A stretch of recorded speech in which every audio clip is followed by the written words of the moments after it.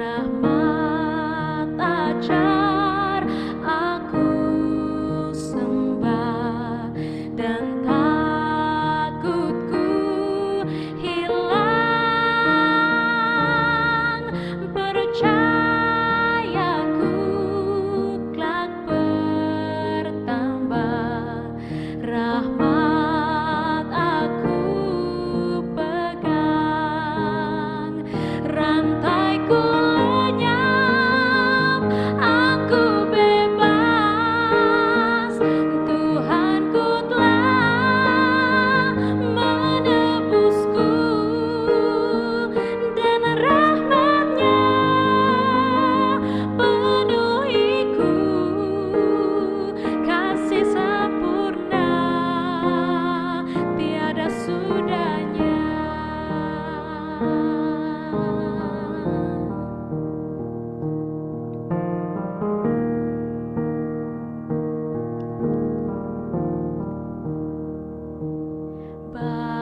Bahaya dan kesusahan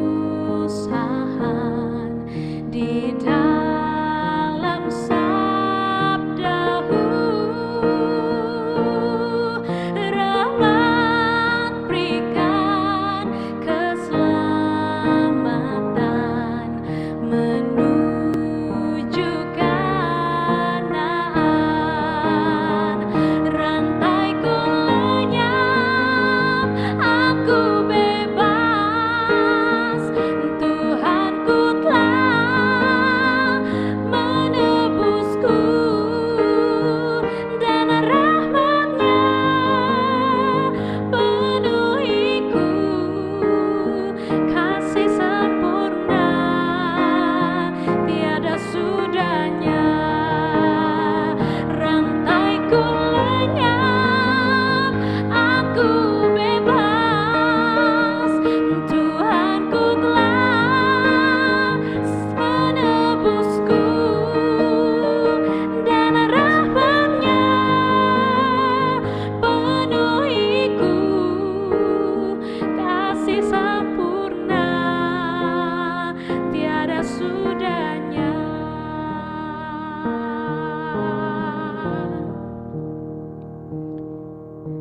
Sesudah 1000 tahun kebenaran nyata,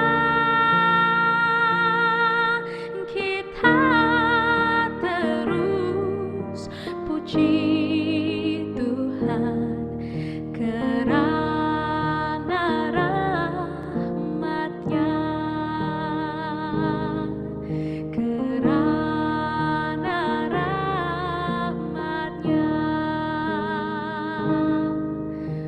kerana rahmat-Nya.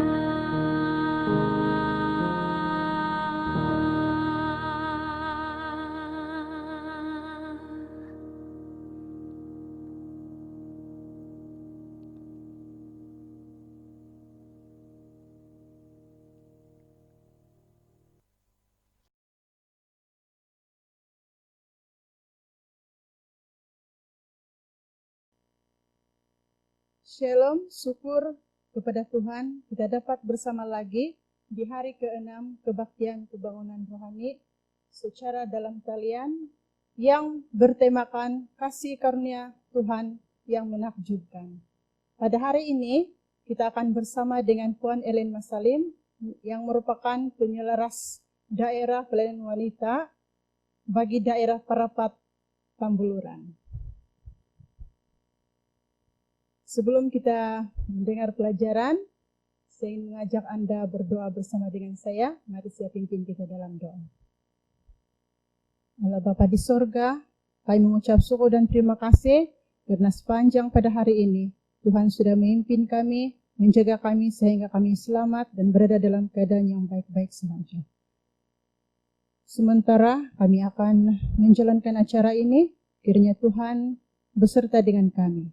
Berkati juga pembicara kami, Puan Ellen Masalim, agar dia dapat menyampaikan pelajaran dengan baik dan kami juga dapat mendengar dengan baik. Berkati juga kami semua yang sedang menonton dan juga berbakti pada ketika ini. Saya serahkan doa ini di dalam nama Yesus yang sudah menjadi juru selamat kami semua. Amin.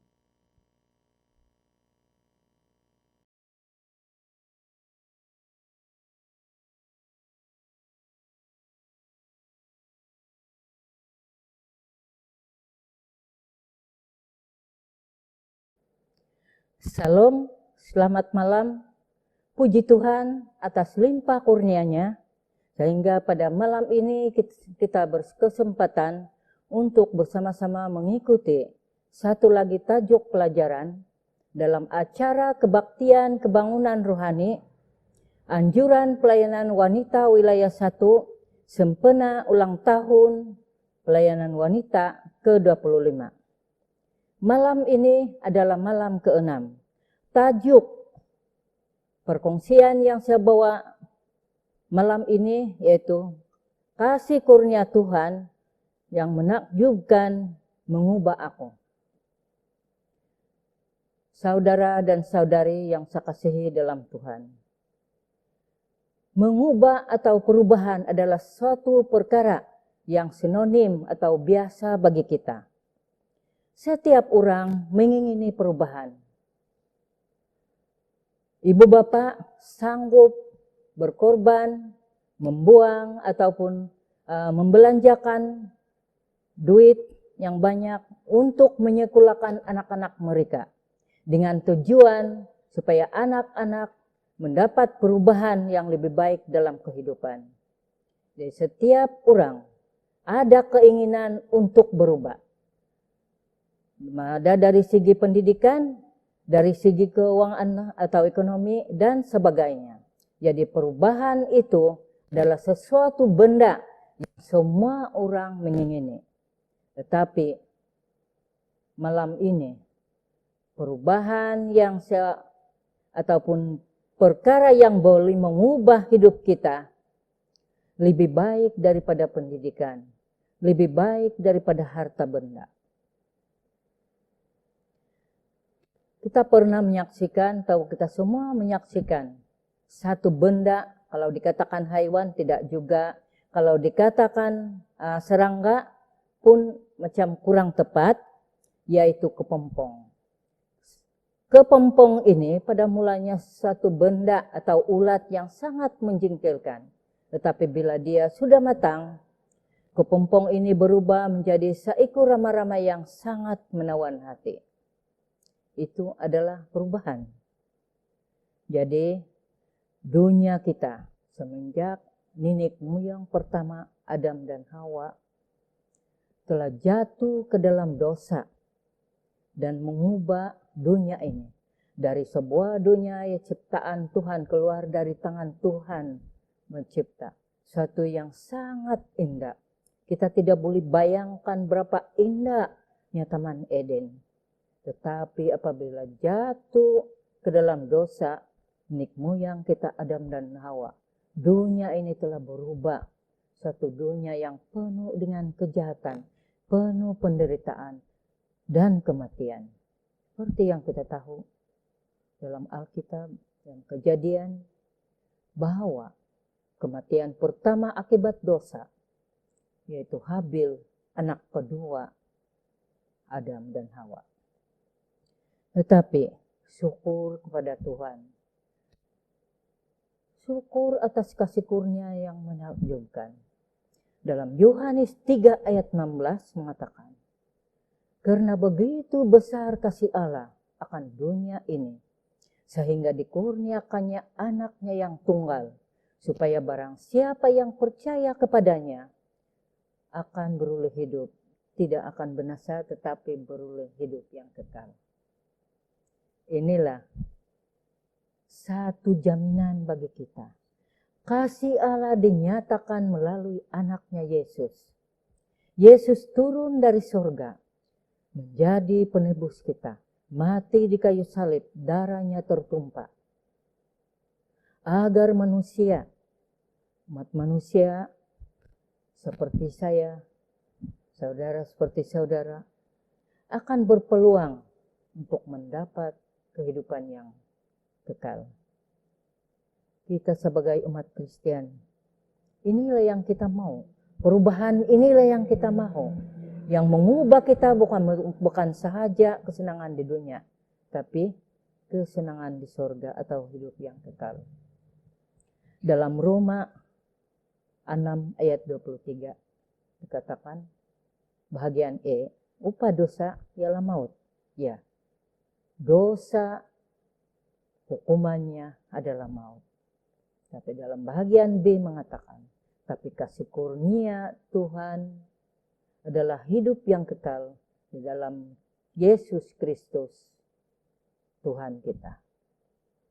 Hanya di dalam Tuhan Yesus Kristus kita mendapat peluang untuk diselamatkan. Saudara dan saudari yang saya kasihi dalam Tuhan,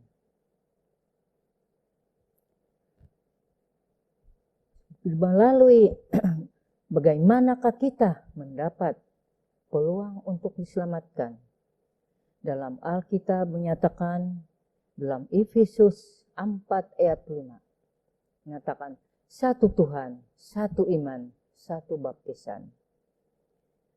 Ya, hanya satu Tuhan, maksudnya hanya satu Tuhan, dan iman kita pada Tuhan Yesus Kristus melalui dengan cara kita meminta dibaptiskan, kita berpeluang untuk mendapat keselamatan. Di dalam dunia modern, Kristen modern, banyak pendapat yang berbeda mengenai baptisan. Ada yang langsung tidak mengamalkan lagi baptisan dalam kepercayaan mereka. Ada juga yang mengamalkan dengan percikan. Ada juga yang mengamalkan dengan curahan. Dan ada juga yang mengamalkan baptisan dengan cara selaman atau diselamkan di dalam air. Banyak yang dibingungkan tentang ini. Tetapi marilah kita rujuk kembali dalam perjanjian baru. Yang dikatakan dalam Alkitab bagaimana kebaptisan yang sebenarnya. Tidak kurang juga yang mengamalkan baptisan bayi.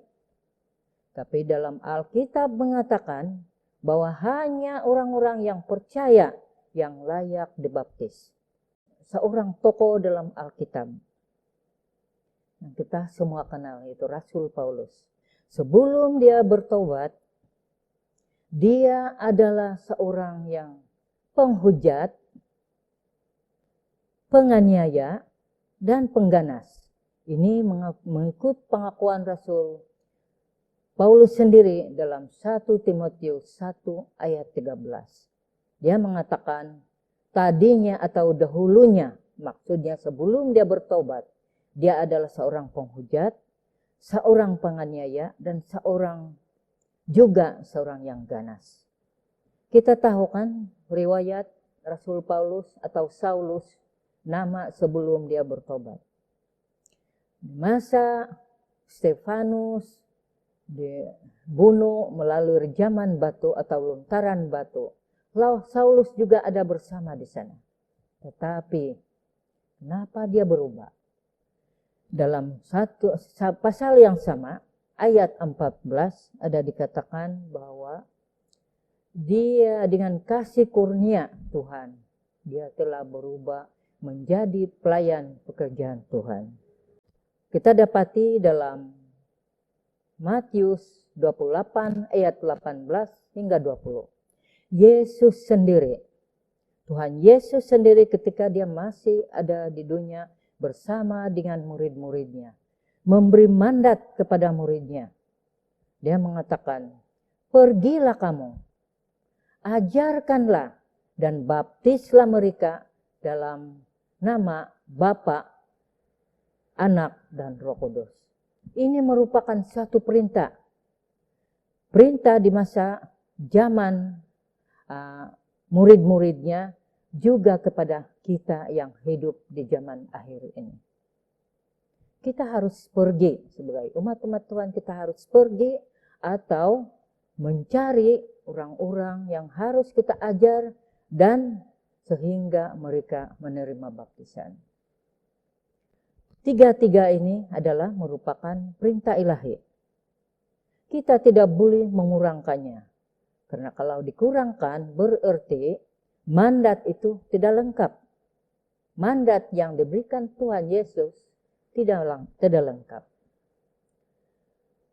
Jadi kita tidak boleh mengendurkannya atau mengincangkannya, melainkan kita ikut atau kita turut perintah ilahi yang telah diberikan. Baptisan ini Yesus bukan sahaja memberi mandat, tetapi ketika Yesus di dunia ini, Dia sendiri yang telah memberi satu teladan. Dalam Yohanes, datanglah Yesus kepada Yohanes Pembaptis untuk dibaptiskan. Walaupun Yohanes Pembaptis mengatakan dia tidak layak, jangankan membaptis Yesus, sedangkan membuka tali kasutnya pun dia tidak layak. Namun apa kata Tuhan Yesus? Dia mengatakan bahwa biarlah ini terjadi. Berarti Yesus mau baptisan itu dilakukan oleh Rasul Yohanes Pembaptis sebagai teladan kepada orang, baik zaman dia dan sehingga zaman kini, bahwa baptisan yang sebenarnya adalah diselam di dalam air sepenuhnya, seperti kita mencuci kain. Bukan kalau kita mencuci kain, tiada orang yang cuci kain di ujung-ujung saja atau di tangan saja. Memang semuanya dicelup di dalam. Begitulah baptisan yang sebenarnya. Baptisan ini melambangkan manusia lama kita yang penuh dengan dosa. Diselamkan di dalam air dan kita mati. Manusia lama kita mati dan bangkit sebagai orang baru. Dalam Roma 6 ayat 14 mengatakan, apabila kita dibaptiskan, kita bukan lagi hamba dosa, tetapi adalah hamba Tuhan atau hamba Allah. Ada lagi satu tokoh Alkitab yang membuktikan bahwa baptisan itu diselam. Dalam Kisah 8 ayat 38 dan 39. Ini mengesahkan seorang sida-sida dari Ethiopia. Dia dari Yerusalem dan kembali ke tempatnya. Di dalam kereta kudanya dia sedang membaca Alkitab, naskah Nabi Yesaya. Dan datanglah oleh pimpinan Roh Kudus, datanglah Filipus menghampirinya. Filipus bertanya, adakah dia faham apa yang dimaksudkan yang sedang dibacanya? Sida-sida menjawab, macam mana saya mengetahuinya kalau tidak ada yang mengajar saya? Jadi berarti seperti yang awalnya mengenai ajar, kita perlu mengajar orang supaya memahaminya. Dan apabila sida-sida tersebut memahami maksud yang dibacanya, dia telah minta dibaptis. Dan baptisan itu dilakukan apabila mereka melihat sungai, mereka berdua turun ke dalam air dan dibaptis lalu keluar dalam air. Ini membuktikan bahwa baptisan bukanlah melalui percikan, bukanlah melalui curahan, tetapi dengan menyelam saudara dan saudari yang saya kasihi dalam Tuhan. Baptisan, kita sudah mengetahuinya bahwa tiada cara lain selain sulaman. Dan kita juga mengetahui bahwa maksud baptisan melambangkan pengakuan dan penerimaan kita bahwa Tuhan adalah Yesus Kristus adalah Tuhan kita dan juru selamat pribadi kita. Jadi siapa yang percaya kepada Yesus yang belum berkesempatan untuk dibaptiskan, datanglah kepada Yesus, terimalah baptisan dengan hati yang ikhlas. Tidak ada cara lain. Kasih kurnia Tuhan yang menakjubkan, yang boleh mengubah hidup kita melalui baptisan. Terima kasih. Perkongsian saya hanya setakat ini dan Tuhan memberkati. Mari kita bersatu dalam doa. Ya Allah Bapa kami, Tuhan yang Maha Kuasa, yang bersemayam di dalam surga. Kami sangat bersyukur dan berterima kasih karena kami tahu bahwa Tuhan mengasihi kami melalui Yesus, anak Tuhan yang mati di kayu salib. Tolong kami Tuhan, supaya kami dapat mengubah, supaya kami berubah dalam hidup kami dan menjadi umat-umat-Mu yang setia. Sentuhlah hati dengan Roh Kudus-Mu kepada saudara-saudara kami yang belum bersedia untuk menerima baptisan, agar mereka juga boleh bersedia dan boleh berpeluang mendapat kehidupan kekal yang Tuhan telah sediakan bagi umat-umat yang percaya. Kami juga ya Tuhan, kuatkan iman kami.